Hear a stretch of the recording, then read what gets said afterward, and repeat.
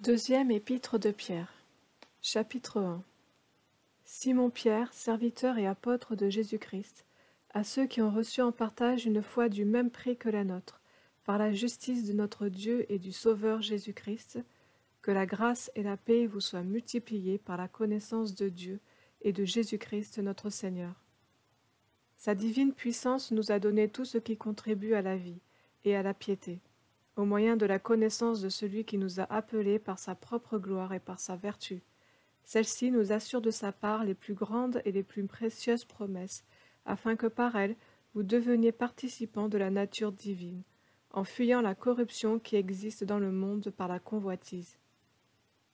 À cause de cela même, faites tous vos efforts pour joindre à votre foi la vertu, à la vertu la connaissance, à la connaissance la maîtrise de soi, à la maîtrise de soi la patience, à la patience la piété, à la piété l'amitié fraternelle, à l'amitié fraternelle l'amour. Car si ces choses sont en vous, et y sont avec abondance, elles ne vous laisseront point oisifs ni stériles pour la connaissance de notre Seigneur Jésus-Christ. Mais celui en qui ces choses ne sont point est aveugle, il ne voit pas de loin, et il a mis en oubli la purification de ses anciens péchés. C'est pourquoi, frères, appliquez-vous d'autant plus à affermir votre vocation et votre élection, car en faisant cela, vous ne broncherez jamais. C'est ainsi, en effet, que l'entrée dans le royaume éternel de notre Seigneur et Sauveur Jésus-Christ vous sera largement accordée. Voilà pourquoi je prendrai soin de vous rappeler ces choses, bien que vous les sachiez, que vous soyez affermis dans la vérité présente. Et je regarde comme un devoir, aussi longtemps que je suis dans cette tente, de vous tenir en éveil par des avertissements, car je sais que je la quitterai subitement, ainsi que notre Seigneur Jésus-Christ me l'a fait connaître. Mais j'aurai soin qu'après mon départ, vous puissiez toujours vous souvenir de ces choses. Ce n'est pas, en effet, en suivant des fables habilement conçues, que nous vous avons fait connaître la puissance et l'avènement de notre Seigneur Jésus-Christ, mais c'est comme ayant vu sa majesté de nos propres yeux. Car il a reçu de Dieu le Père honneur et gloire, quand la gloire magnifique lui fit entendre une voix qui disait « Celui-ci est mon Fils bien-aimé, en qui j'ai mis toute mon affection. » Et nous avons entendu cette voix venant du ciel lorsque nous étions avec lui sur la sainte montagne. Et nous tenons pour d'autant plus certaine la parole prophétique à laquelle vous faites bien de prêter attention, comme à une lampe qui brille dans un lieu obscur, jusqu'à ce que le jour vienne apparaître et que l'étoile du matin se lève dans vos cœurs. Sachez tout d'abord vous-même qu'aucune prophétie de l'Écriture ne peut être un objet d'interprétation particulière, car ce n'est pas par une volonté d'homme qu'une prophétie a jamais été apportée, mais c'est poussé par le Saint-Esprit que des hommes ont parlé de la part de Dieu. Chapitre 2. Il y a eu parmi le peuple de faux prophètes, et il y aura de même parmi vous de faux docteurs, qui introduiront sournoisement des sectes pernicieuses, et qui, reniant le Maître qui les a rachetés, attireront sur eux une ruine soudaine. Plusieurs les suivront dans leur dérèglement, et la voix de la vérité sera calomniée à cause d'eux. Par cupidité, ils vous exploiteront au moyen de paroles trompeuses, eux que menace depuis longtemps la condamnation et dont la ruine ne sommeille point. Car si Dieu n'a pas épargné les anges qui ont péché, mais s'il les a précipités dans les abîmes de ténèbres et les réserve pour le jugement, s'il n'a pas épargné l'ancien monde, mais s'il a sauvé 8 personnes dont Noé, ce prédicateur de la justice, lorsqu'il fit venir le déluge sur un monde d'impies, s'il a condamné à la destruction et réduit en cendres les villes de Sodome et de Gomorrhe, les donnant comme exemple aux impies à venir, et s'il a délivré Lot le juste, profondément attristé de la conduite de ces hommes sans frein dans leur dérèglement, car ce juste qui habitait au milieu d'eux tourmentait journellement son âme juste à cause de ce qu'il voyait et entendait de leurs œuvres criminelles. Le Seigneur s'est donc délivré de l'épreuve les hommes pieux, et réservé les injustes pour être punis au jour du jugement. Surtout ceux qui courent après la chair dans un désir d'impureté et qui méprisent l'autorité. Audacieux et arrogants, ils ne craignent pas d'injurier les gloires, tandis que les anges, supérieurs en force et en puissance, ne portent pas contre elles de jugement injurieux devant le Seigneur. Mais eux, semblables à des brutes qui s'abandonnent à leur penchant naturel et qui sont nées pour être prises et détruites, ils parlent d'une manière injurieuse de ce qu'ils ignorent, et ils périront par leur propre corruption. recevant ainsi le salaire de leurs iniquités. Ils trouvent leur délice à se livrer au plaisir en plein jour, hommes tarés et souillés. Ils se délectent dans leur tromperie, en faisant bonne chère avec vous.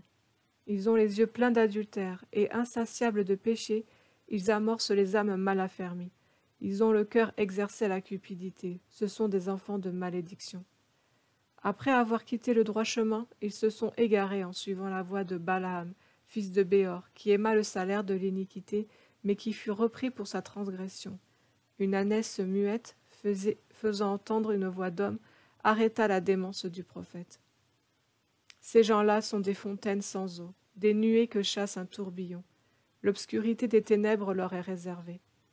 Avec des discours enflés de vanité, ils amorcent par les convoitises de la chair, par les dérèglements, ceux qui viennent à peine d'échapper aux hommes, qui vivent dans l'égarement. Ils leur promettent la liberté quand ils sont eux-mêmes esclaves de la corruption, car chacun est esclave de ce qui a triomphé de lui. En effet, si après s'être retirés des souillures du monde par la connaissance du Seigneur et Sauveur Jésus-Christ, ils s'y engagent de nouveau et sont vaincus, leur dernière condition est pire que la première, car mieux valait pour eux n'avoir pas connu la voie de la justice que de l'avoir connue et de se détourner du saint commandement qui leur avait été donné. Il leur est arrivé ce que dit un proverbe vrai, le chien est retourné à ce qu'il avait vomi, et la truie lavée s'est vautrée dans le bourbier. Chapitre 3. Voici déjà, bien-aimés, la seconde lettre que je vous écris. Dans l'une et dans l'autre, je cherche à veiller par des avertissements votre saine intelligence, afin que vous vous souveniez des choses annoncées d'avance par les saints prophètes, et du commandement du Seigneur et Sauveur enseigné par vos apôtres. Sachez avant tout que dans les derniers jours, il viendra des moqueurs avec leurs railleries, et marchant selon leur propre convoitise. Ils disent « Où est la promesse de son avènement ?» Car depuis que les pères sont morts, tout demeure comme dès le commencement de la création. Ils veulent ignorer en effet que des cieux existèrent autrefois par la parole de Dieu, ainsi qu'une terre tirée de l'eau et formée au moyen de l'eau, et que par ces choses le monde d'alors périt, submergé par les eaux. Mais par la même parole, les cieux et la terre d'à présent sont gardés et réservés pour le feu, pour le jour du jugement et de la ruine des hommes impies. Mais il est une chose, bien-aimés, que vous ne devez pas ignorer, c'est que devant le Seigneur, un jour est comme 1000 ans, et 1000 ans sont comme un jour.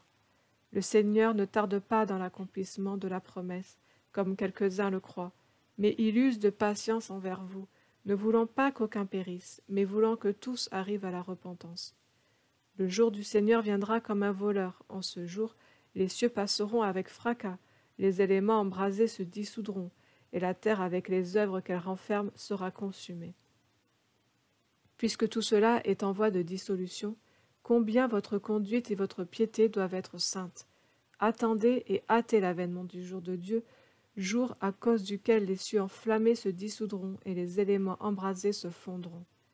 Mais nous attendons selon sa promesse de nouveaux cieux et une nouvelle terre où la justice habitera. C'est pourquoi, bien-aimés, en attendant ces choses, appliquez-vous à être trouvés par lui sans tache et irréprochables dans la paix.